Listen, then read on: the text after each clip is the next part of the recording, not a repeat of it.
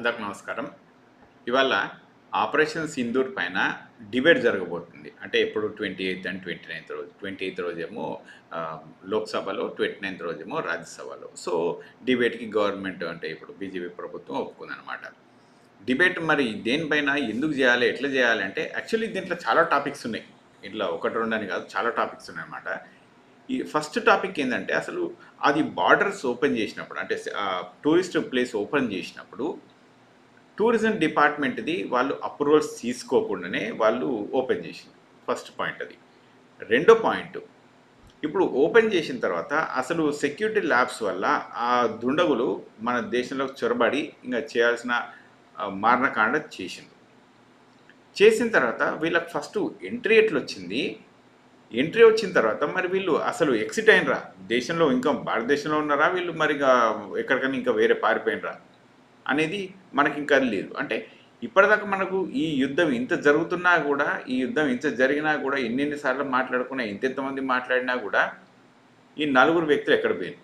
ఇది చూపిస్తాను చూడండి ప్రజలారా. ఇగో ఈ నలుగురు వ్యక్తులు. ఈ నీచాతి నీచపు జీవులు. వీళ్ళు ఎట్లా మనుషులై పుట్టినరో ఇక దేవుడు తెలవాలి. నాకైతే తెలియదు. ఎందుకంటే ఇట్లాంటోళ్ళు ఎట్లా పుడతారండి? అంటే ఇన్నోసెంట్‌గా ఉన్న ఒక కుటుంబాల్ని పొట్టన పెట్టుకున్నారు ఈ నీచాతి నీచులు. వీళ్ళు మనుషులై పుట్టిండ్రు? వీళ్ళను మనుషులనేవాడన్నాడు. ఇక నాకైతే ఒక పెద్ద క్వెషన్ మార్క్ ఇది. సో, ఇది రెండో క్వెషన్ అనమాట. వీళ్ళకు సపోర్టు చూడండి ప్రజలారా ఒకటే ఉంటది. ఒక ఒక ఎవడన్నా చేషిను అంటే మన ప్రభుత్వంలో ఉన్నవాళ్ళు, లేకుంటే ప్రజలనో, లేకుంటే అక్కడ లోకల్స్ ఎవరో ఒకళ్ళు వీళ్ళకి సపోర్ట్ చేస్తారు. మరి ఎవరిని పట్టుకున్నారు? ఇప్పటిదాకా ఎవరినైనా పట్టుకున్నట్టు నాకైతే తెలియలేదు ఈ విషయం. మరి మీకు ఎవరైనా ఉంటే కింద కమెంట్స్‌లో పెట్టండి. I would like to appreciate like those kinds of things. ఆ ఇన్ఫర్మేషన్ లేదు మన దగ్గరనైతే. నా దగ్గర లేనంత మాత్రాన, మన దగ్గర లేనంత మాత్రాన సెక్యూరిటీ సిస్టమ్‌లో లేదు అని కూడా చెప్పలేము. ప్రభుత్వం చేస్తుండొచ్చు మనకు తెలవకుండానే. రైట్? ఇది ఇంకొక క్వెషన్.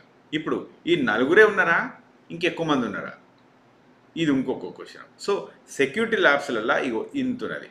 సెక్యూరిటీ ల్యాబ్స్ అయిపోయిన తర్వాత మనం యుద్ధానికి పోయాం. ఓకే. పాకిస్తాన్ తోటి యుద్ధానికి పోయినాం మనం.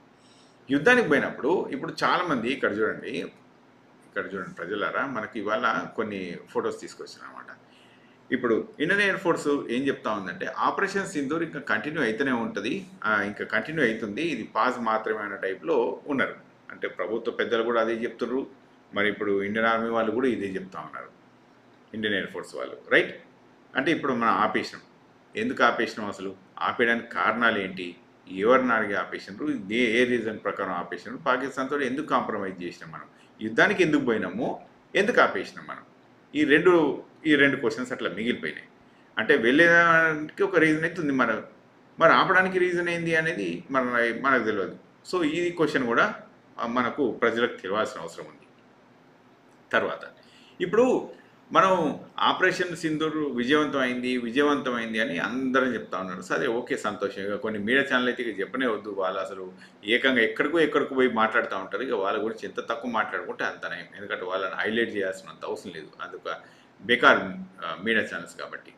అయితే కానీ ఇప్పుడు మన దేశంలో మన వాళ్ళు మాట్లాడాల్సింది మన దేశంలో కాకుండా బయటికి పోయి మన ఇండియన్ ఆర్మీ వాళ్ళు మాట్లాడతారు. మన CDS chief of defence services ఉంటారు కదా, ఇగో అనిల్ చౌహాన్ గారు. ఇగో ఈయన సింగపూర్ పోయినప్పుడు ఈయన అక్కడ మాట్లాడుతూ ఉన్నారు. ఏమంటారు? ఇనీషియల్గా మనకు లాస్ జరిగింది ఇండియన్ ఎయిర్ ఫోర్స్కి, తర్వాత మేము తట్టుకొని మేము యుద్ధానికి పోయినామని చెప్పడం జరిగింది. సో మరి ఇదే మాట భారతదేశంలో చెప్పొచ్చు కదా వీళ్ళు. భారతదేశంలో చెప్పరు వీళ్ళు. భారతదేశం బయట పోయి చెప్తారు. ఎందుకు భారతదేశం బయట పోయి చెప్పాలి? అంత అవసరం ఏంది? అంటే భారతదేశంలో స్వాతంత్రం లేదా వీళ్ళకి చెప్పుకోవడానికి అనేది ఇంకో క్వశ్చన్. ఈ క్వశ్చన్ కూడా అడగాల్సిన అవసరం ఉంది. ప్రభుత్వంలో ఇప్పుడు ఒకటి కాంగ్రెస్ ప్రభుత్వం, ఒకటి ఇంకా వేరే ప్రభుత్వం, ఒకటి బీజేపీ ప్రభుత్వం అన్నట్టు కాదు. ఎవరైనా అడగవచ్చు, ఎవరైనా అడగాలి. ఎందుకంటే మనందరం దేశస్తులం. దేశం గురించి తెలియాల్సిన అవసరం మన అందరికీ ఉంది కాబట్టి ఎవరైనా అడగాలి. తర్వాత ఇప్పుడు నేను చెప్పడం అని కాదు. ఇక్కడ జమ్మూ అండ్ కాశ్మీర్ ఇక చూడండి. ఇక్కడ Jammu and Kashmir lieutenant general Manoj Sinha గారు ఏం చెప్తారో ఇక్కడ చూడండి. ఈయన ఏం చెప్పుకొస్తున్నారు అంటే ఇక్కడ Pahalgam attack undoubtedly a security failure. I take full responsibility. ఈయన ఫుల్ రెస్పాన్సిబిలిటీ తీసుకుంటా అని ఈయన చెప్పిండ్రు. సరే సంతోషం, గొప్ప మనిషి. ఎవరైనా ఒకళ్ళు రెస్పాన్సిబిలిటీ తీసుకోవడం అంటే చాలా మంచి విషయం. దేశం తరఫున మనోజ్ సిన్హా గారు తీసుకున్నారు. మరి తీసుకొని ఏం చేశారు? తీసుకొని ఒక దొంగలు దొరకట్టుకు వచ్చిండ్రా, లేకుంటే ఇంకా పాకిస్తాన్ తోటి ఏమన్నా ఇట్లా అంటే మీరు చేయబట్టి ఇట్లా అయింది అని చెప్పి వాళ్ళకి ఏమన్నా పనిష్మెంట్స్ టైప్లో ఏమన్నా ఇచ్చినామా? మరి ఏం చేసినాం మనం?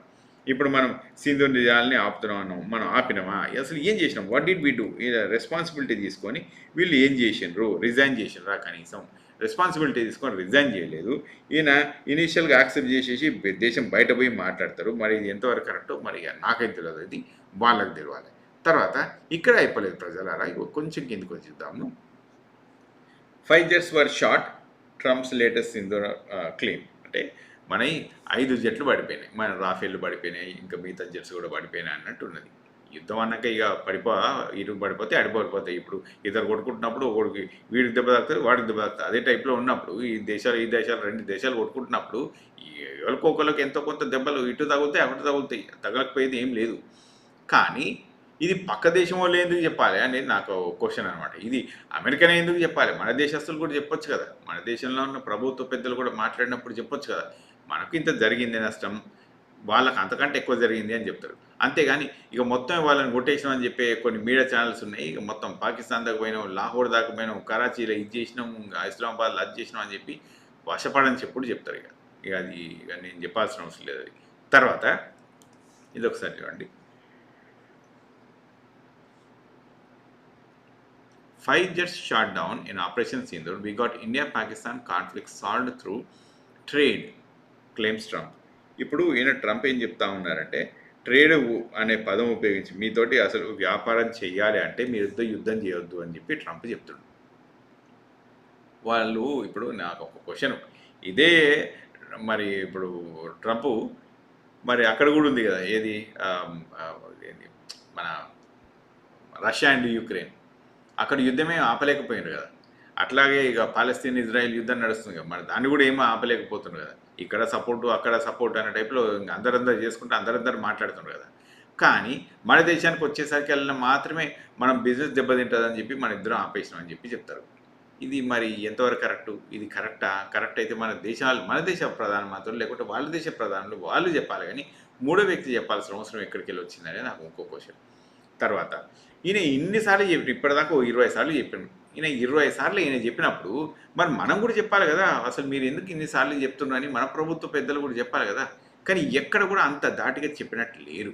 మరి ఎందుకు లేరు? ఇది అంటే మనము వేరే వాళ్ళు చెప్తే వినే అంత కింది స్థాయిలో ఉన్నదా మన దేశం? కాదు కదా. 4th బిగ్గెస్ట్ జీడిపి మనది కూడా, తక్కువేం కాదు. కరెక్ట్గా చెప్పాలంటే దేశంగా యాజ్ ఇట్ ఈస్గా చూస్తూ ఉంటే దేశం ఈజ్ బిగ్.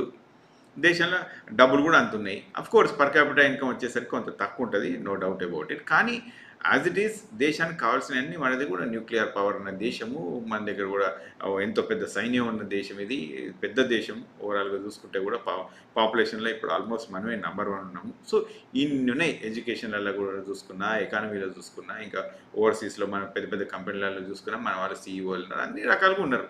సో ఇన్ని ఉన్నప్పుడు మనము ఏ కంట్రీ కంటే తక్కువ కాదు కదా. చిన్న చిన్న దేశాలు కూడా, ఇప్పుడు క్యూబా లాంటి దేశాలు కూడా అమెరికాకు ధీటుగా సమానం చెప్తాయి. ఇక నార్త్ కొరియా అయితే ఇక చెప్పనే వద్దు వాళ్ళ సంగతి మనం.